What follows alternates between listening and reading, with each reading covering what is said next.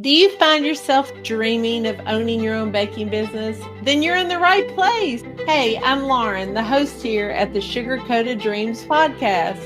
I'll be your guide through this fun world where sugar, entrepreneurship, and passion all collide.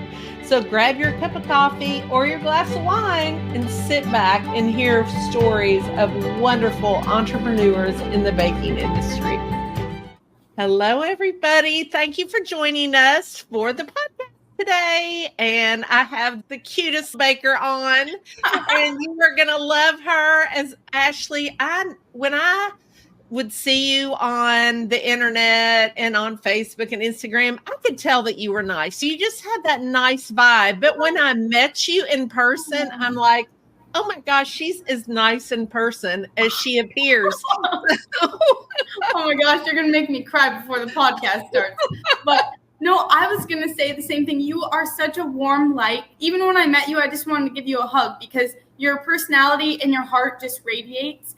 And the podcast guests that you have, you and your podcast guests are beyond talented. And I just can't even believe that I'm here right now talking to you. Thank you so much for the opportunity. You're welcome. I have to tell everybody this because I think that this is so funny. When I took your class at CookieCon, it was filled. I wanted to sign up for it, but it filled up. But a friend of mine was unable to take the class. And so she gifted it to me, which was so incredibly kind. And the whole time I'm sitting there thinking, man, I want to ask Ashlee to be on the podcast, but I'm a little nervous because you've won the Christmas cookie challenge a couple times, but you're big time, Ashlee. So I was nervous. And so when you came up to me and said, Lauren, if you ever want me to be on the podcast, I was so excited because I thought I wanted to ask you, but I was nervous. Oh gosh, do not ever be nervous. If you want me on 10 more times, sign me up. Okay, so let's get started with the barrage of questions. Okay. Tell everybody what the name of your shop is and the name of your cookie business, because are they the same? Right now, I just can't remember. Yeah. So my shop and my business name is Sweet Dough Cookie Co. That's so cute. Now, how did you get started decorating cookies? Oh my gosh. No, because I remember this story, but nobody else does. So I'm going to act like I don't know. Yeah. I'll just tell you everything. I have been baking cakes since I was 13. So I just caught myself. I watched all the baking shows on Food Network, and I just thought I'd give it a try. Baking cakes since 13. And then about 6 years ago now, I moved to Pullman, Washington, because my boyfriend then, now husband, was playing baseball there. We lived in a super tiny apartment, and my friend messaged me and asked if I could make cookies for her sister's bachelorette party. And I was like, I don't know how they will turn out, but I will try. And looking back, they were the hideous things, but we all start somewhere. So looking back at those pictures, I just cringe a little bit because they are not good, but that's how it all started. And I just took more orders from friends and family and more. And then I got my business license, all that set up. And I started making cookies for the WSU students. The parents would order them, and I'd go to their dorms and deliver all the cookies to them every week. And that's how it snowballed into this huge thing. And then I had 28 dozen a week, and I was just swarmed, and I quit my full-time job and then started cookies full-time. It was just a whirlwind, but it was so amazing. And looking back, all the things that have happened, it's so amazing that cookies can take someone so many places this far. So that's how it kind of started. True. Don't you love, Ashlee, when you see young girls like you were on Instagram and Facebook, 14, 15-year-olds that are cake decorators? Don't you think that was me? I love it when I see that. I love it so much. I have a lot of moms that bring their kids here and they show them the shop, and they're like, she was a baker too. She wants to be a baker. And I'm like, do not stop dreaming, girl. Just keep doing it. Yes. Yeah, because that's what I did. My son is 17. He went to a very small school when he was younger, and there was a little girl in his class. And when I say small, there were 12 kids in his class.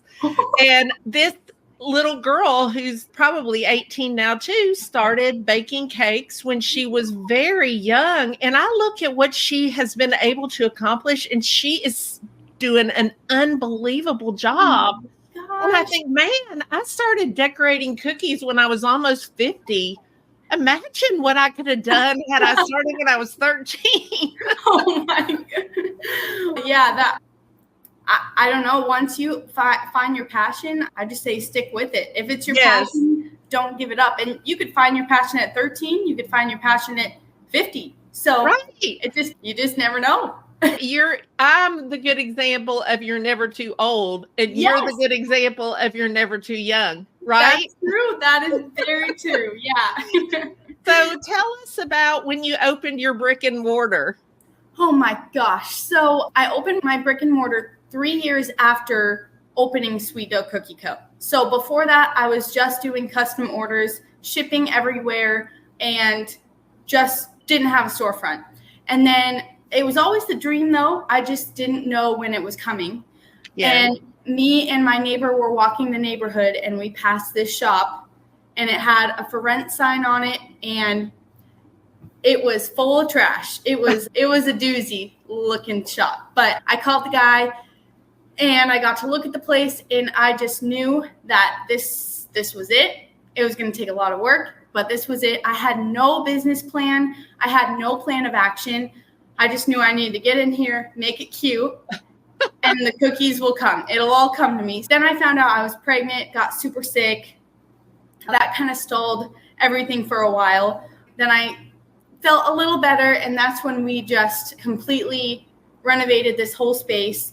Still no game plan. I was going to the original idea was to do classes Friday night, open Saturday and Sunday. Mm-hmm. That is not the case now. I'm just rolling with it until there's lines every Saturday. Great. Let me back up. I'm only open on Saturdays, which for a lot of businesses and a lot of people, that's not normal.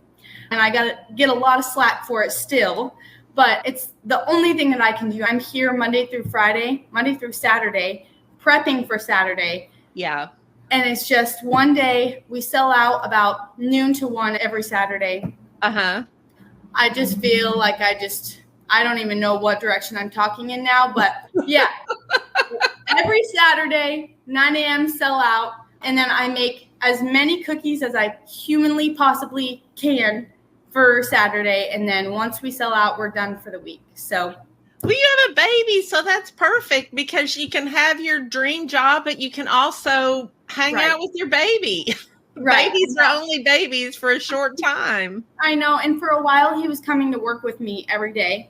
Once he started walking and running, I talked to my husband, and I said, I don't know if I could do this anymore. So he's at daycare now, which means Monday through Friday, I have time to really hunker down and work really hard. I'm just so excited to pick him up every day. Yes. Yeah. It's so funny what you said about not having a game plan because you are an entrepreneur. That is how a true entrepreneur a lot of the time thinks.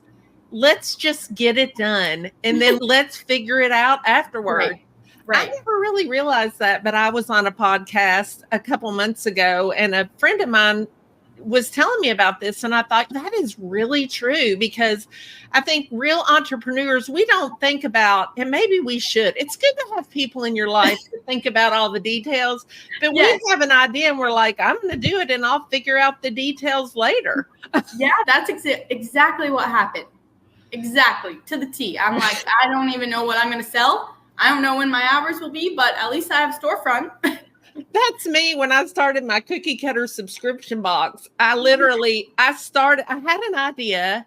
I had lunch with a friend of mine, and 3 days later, I put it out for sale. And she's learned most people take 6 months or a year. And I made lots of mistakes, but for me, it's easier to figure out those mistakes. Yep.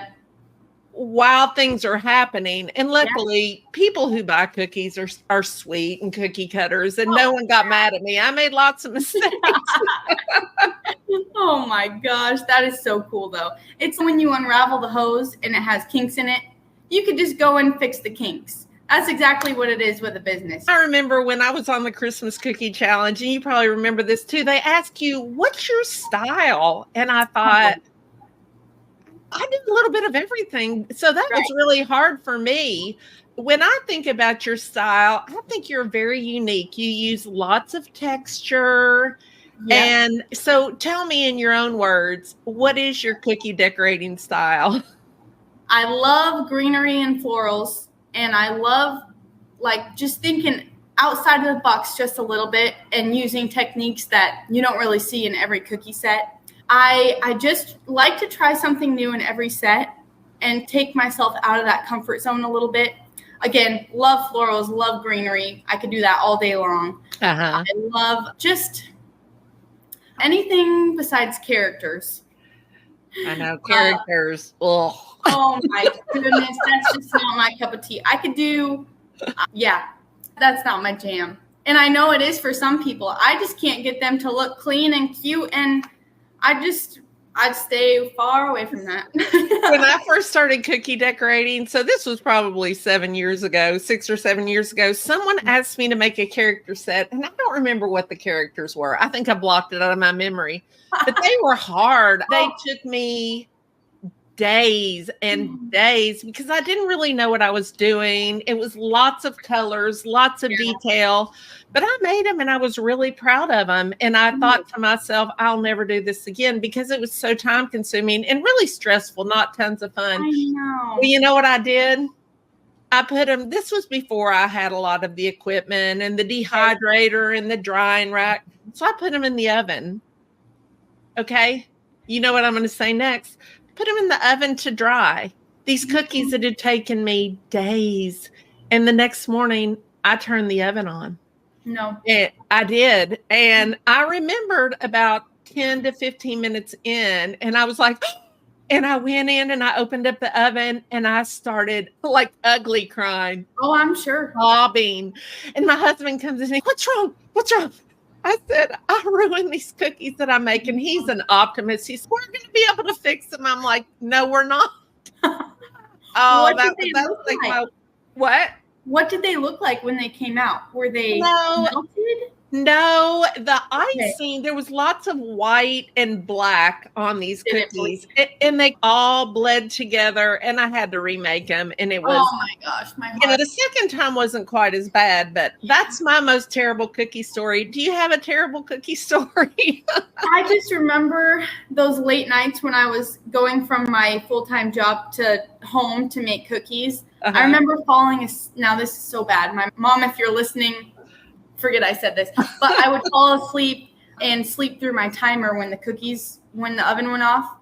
And I burnt so many batches of cookies. I must have burnt probably a total of 12 dozen throughout that time frame, but it was bad. And I could only bake 1 dozen at a time in my tiny little oven. Yes. So yeah, just those late nights when my brain just wanted to sleep and I tried pulling all-nighters. I can't do that anymore, but those were my cookie mistakes back then.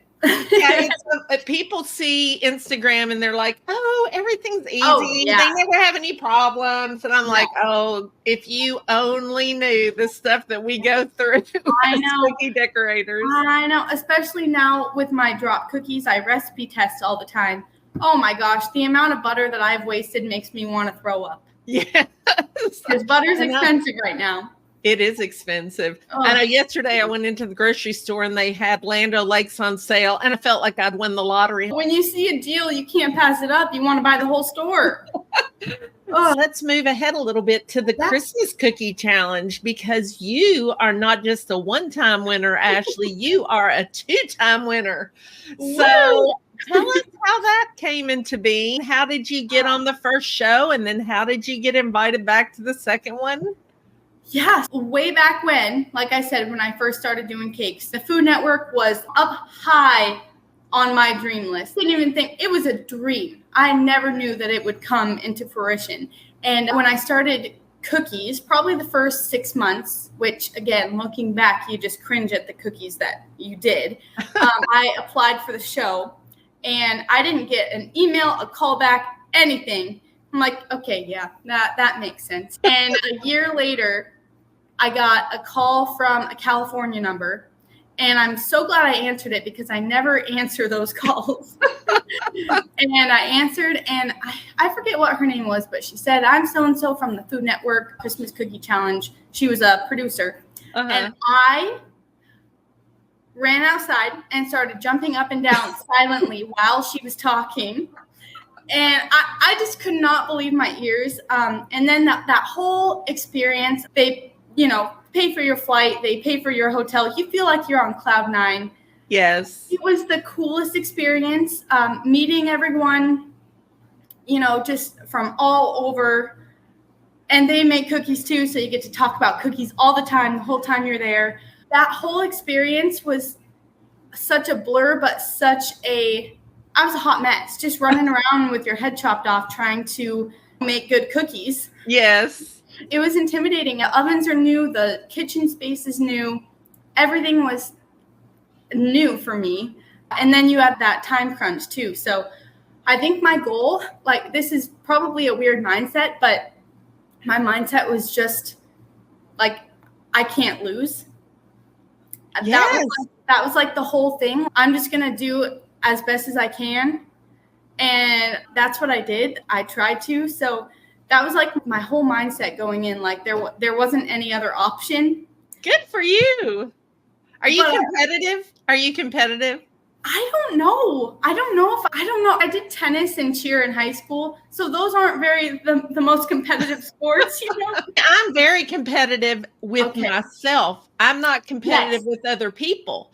But if there's a carrot, if there's a contest you can win, I'm gonna do everything possible to win. And I don't care, Ashlee, if I win a box of rocks. If it's a contest, I'm going to go for it. But the interesting thing is I didn't feel that way on the Christmas cookie challenge. I think because the whole time I kept thinking, why am I here? How in the world did I get to do this incredible thing? So I was way older than everybody else, and I was pretty calm, I think, because of that. I had zero expectations, none, because the whole time I kept thinking, is this a dream? Am I really actually doing this? Yeah, no, I know. I remember just trying to fake that I was calm. But in my head, Mama was freaking out in there. But I just remember, I remember making my dough, and then I remember making my icing, and I forgot to put vanilla in my icing.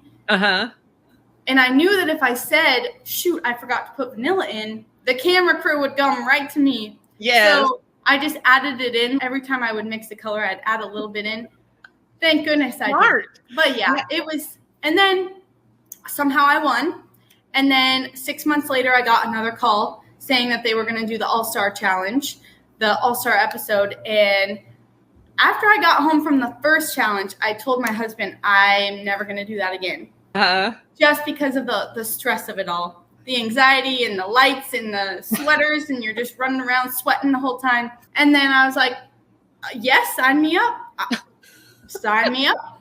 And so I did it again, and somehow I won again. And now I think I'm officially retired. I said that too right after I got back. People would always say, would you do it again? I'm like, no way.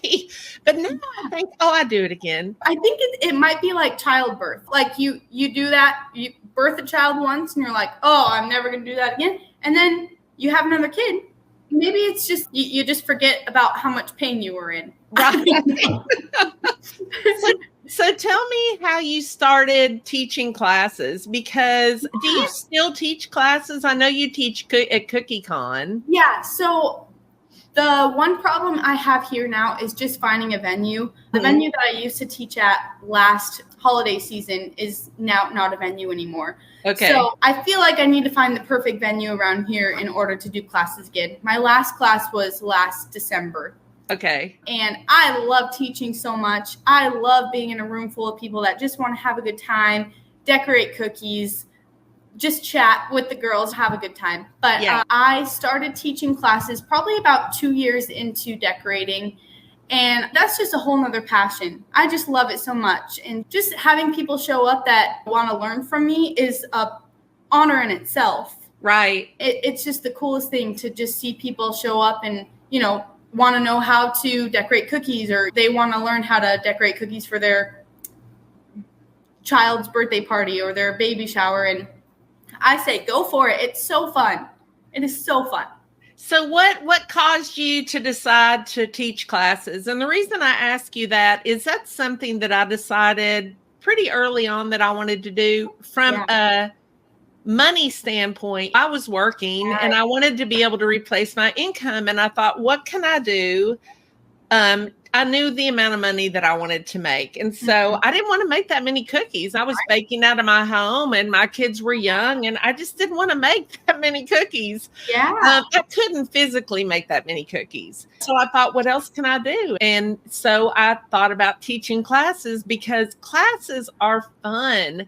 And I talk to so many cookie decorators and they say, I don't think that I know enough to teach classes. I don't think I could teach classes.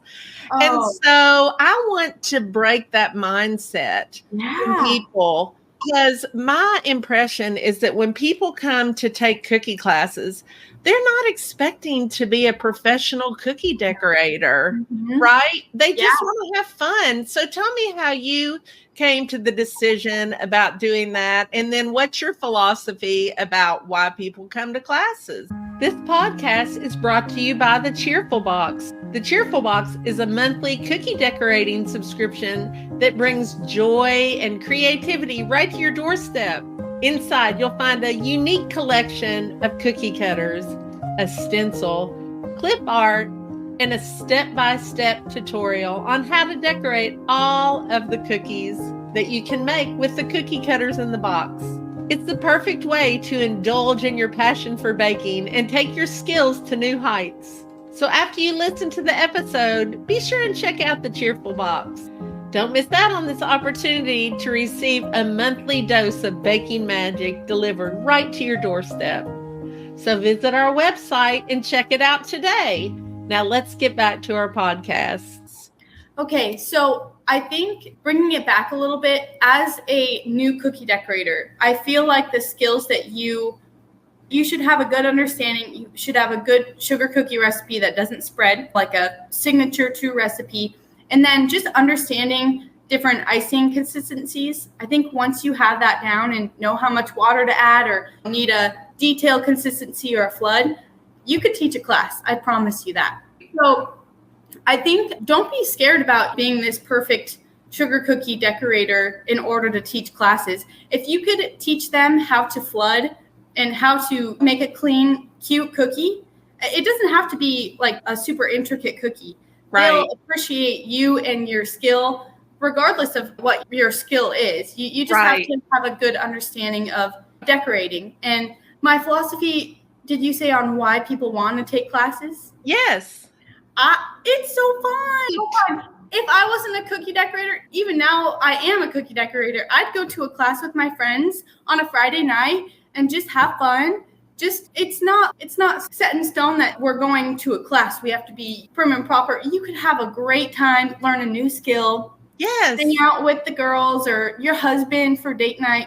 I just think classes are so much fun, and I wish I could do it more. I need to find a venue. It is fun. I have a class tomorrow night and I cannot wait. I did to get with these girls. We always do wine and cookies and drink some wine. I drink a glass of wine. They drink a glass of wine. We decorate cookies. We talk, we chat, we have a ball. Some of the cookies look incredible. Sometimes people come and I'm like, and then some of them look like a kindergartner did it. And they have as much fun as the one. They have as much fun as the one that have the professional looking cookies. Right. Nobody cares. It's about having fun and about having something good to eat when you leave. Yeah, I agree.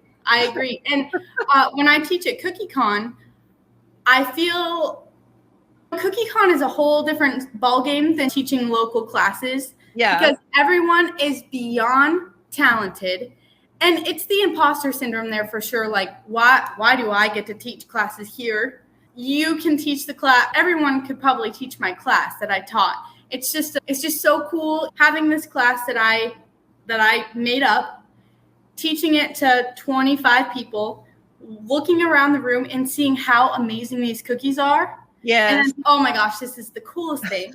Like I could talk, they listen, and they could make this beautiful cookie. So CookieCon is amazing. I love teaching, and I love meeting other cookie decorators. And Ashlee, I've decorated cookies for a long time. I've watched 10,000 cookie decorating videos. I have literally every supply that you can have, I think, as a cookie decorator.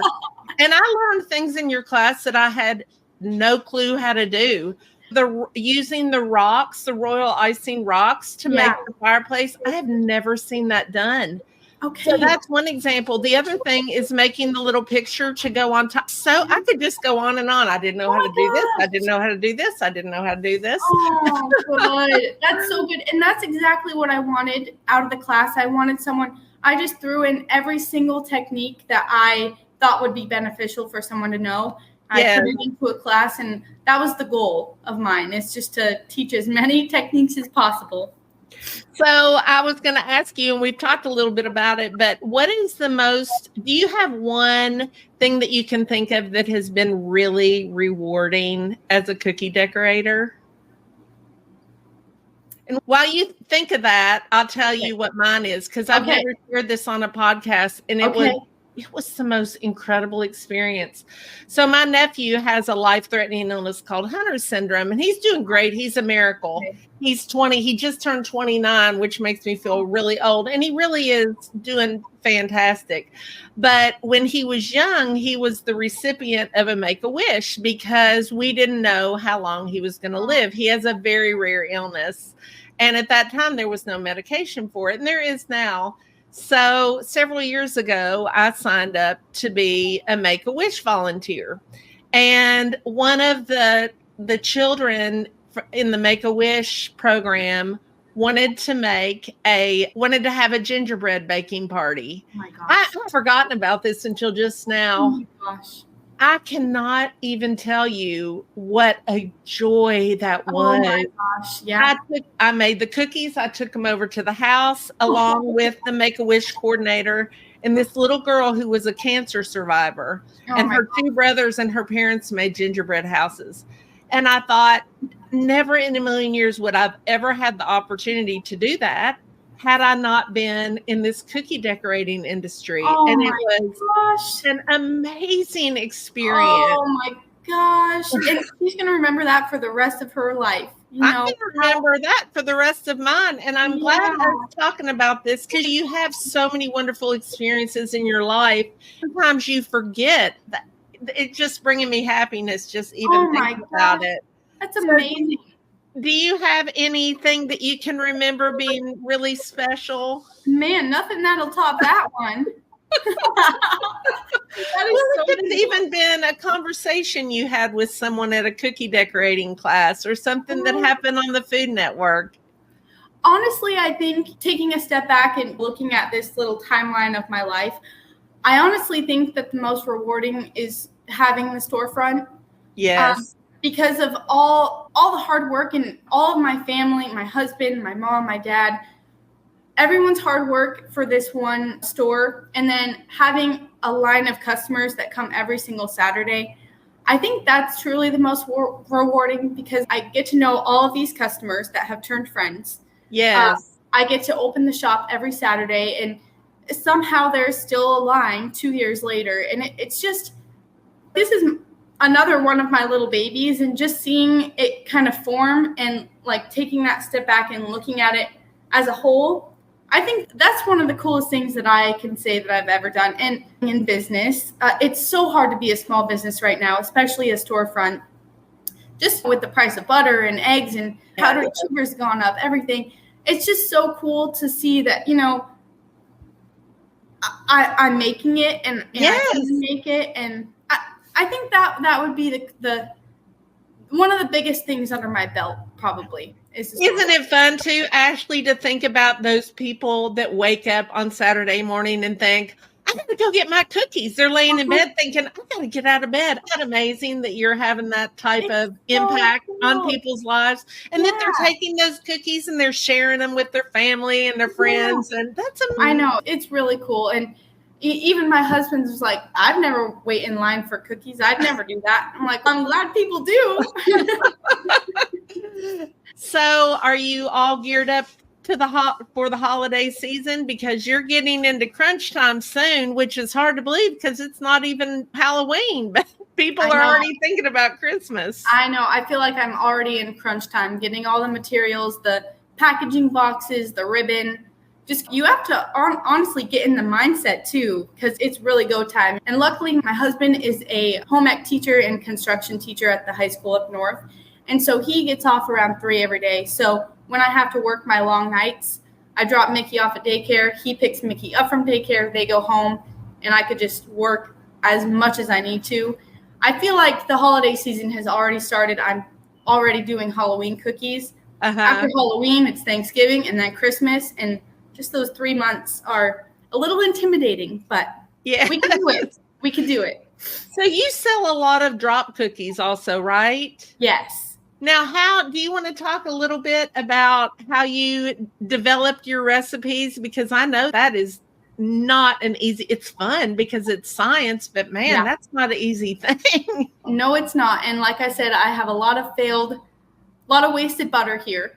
But I have to shout out my friends, Baker's Men Buffalo. Did you meet Nick and Brian? Yes, I love them. They're so much fun. They are my favorite people, probably in this whole world. They are the sweetest, nicest. Love them to death. But they actually came to visit me from Buffalo to Seattle, technically Centralia. And they came and saw the storefront before it was all done. And they brought me a drop cookie.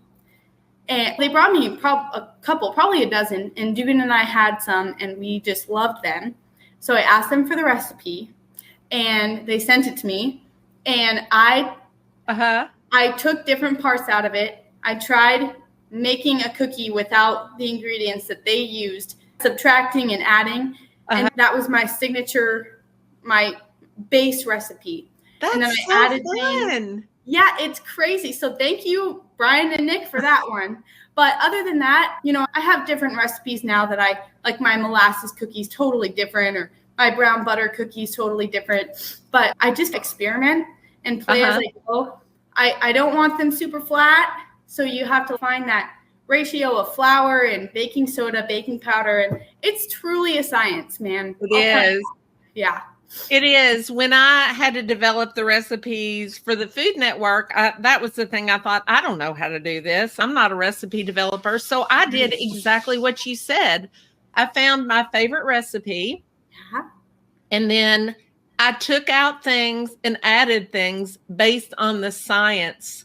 I wasted tons of butter, tons of flour, but it was so fun when I finally came up with something that was truly my own. Right. But I bought this great book. I can't remember the name of it, but I'll put it in the show notes because it's something about the science of baking, and it told everything that each ingredient did. And so once I really understood that, I understood what baking soda did instead of baking powder. Right. And all these different chemical reactions that happen, which are so cool. Oh my, it's so cool. Just a couple weeks ago, I forgot to add baking soda to a 18 stick butter batch of cookies, probably 120 drop cookies, and no baking soda. And I baked them, and I didn't realize until after they were baked. But baking soda does incredible scientific things in that oven, because I pulled them out, and they were like little hockey pucks. And they were like, they had the consistency of a cake pop instead of a cookie. Interesting. Yeah, I crushed them up and I put them in parfait cups and I put buttercream on them and I sold them as oopsie dozy cookies, the oopsie daisy cookies. So that's just a learning experience. I just need to pay more attention. But man, it's so easy to do that. I'm very squirrel all the time. And so I've learned when I bake cookies, I measure my ingredients and I put them in front of me before I ever put the very first thing, because I have forgotten many ingredients. And then you have to just throw them away. So I know. The smart thing would be to weigh my ingredients, but I'm still here counting scoops of flour on my fingers. I don't know why I do that, but hey, if it works for you, then that's good. It's worked so far. So, Ashlee, if you could give advice to someone who's listening who dreams of owning their own baking business, what advice would you give them? You don't have to have a game plan. I promise. Don't have to have a game plan. Never give up, ever, and work hard. I know there's going to be long hours and long nights. Working hard never doesn't pay off.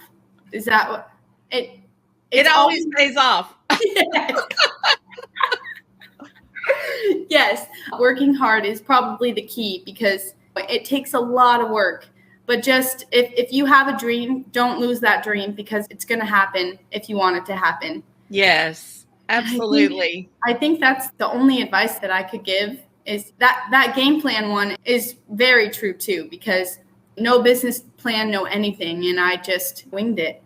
That's what I've always done. I always just wing it because I just have faith that I'm going to work my butt off and I'm going to make it work. I think working hard is the key. Yes. You know, when I started baking cookies, I got up before my kids and baked cookies and I stayed up late and I worked really hard until I didn't have to work as hard because I had figured things out. Yeah, I totally agree. Are you ready for the speed round? The speed round it wasn't in the notes, but I'm ready if you are. I know, because that's the fun of the speed round. It's an easy thing. Do you have a favorite cookbook? Yes, Joanna Gaines. I think it's Magnolia Table. Her first cookbook.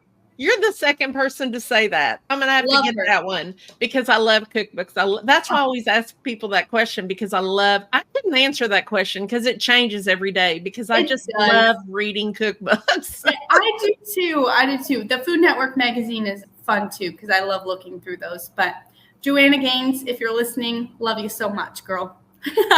So if you could make cookies for anyone, who would you make cookies for? And maybe it would be Joanna Gaines. It would, but she could probably out-cookie me.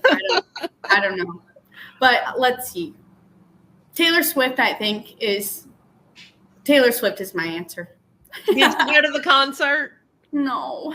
I wish I did. Are you going to go to the movie? No. I'm thinking about it. I am. I don't know. I need to look into that. I don't know if it was just last weekend or maybe it was. Maybe I missed it.